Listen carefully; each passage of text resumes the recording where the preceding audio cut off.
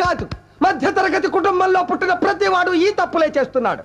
ఎందుకంటే బుర్ర నిండా ఆశలు, ఇంటి నిండా కష్టాలు, పెరిగిన ధరలు, తరగని బాధలు, పాలవాడికి, నీళ్లవాడికి, రెంటుకి, కరెంటుకి, రేషన్కి, మందులకి, కూరలకి, కూతుళ్ళకి, అల్లుళ్ళకి, కొడుకులకి, చదువులకి, పండగలకి, పబ్బాలకి, శుభాలకి, అశుభాలకి, అన్నిటికీ ఖర్చు ఖర్చు ఖర్చు. తెల్లవారితే సమస్య, నోరు విప్పితే డబ్బు, అడుగు వేస్తే అప్పు. అన్నిటికీ సాకు 1వ తారీఖు.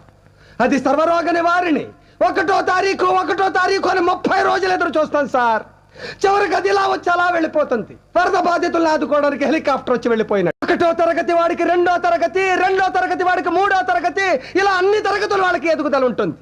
ఒక్క మధ్య తరగతి వాడికి మాత్రం ఎదుగుదల ఉండదు సార్. ఒక్కడు రెక్కలు ముక్కలు చేసుకుని సంపాదిస్తుంటే 10 మంది అడ్డగాడిలా కూర్చుని తినే దౌర్భాగ్య సాంప్రదాయం మారినంత వరకు మా మధ్య తరగతి కుటుంబాల కథ ఇంతే సార్.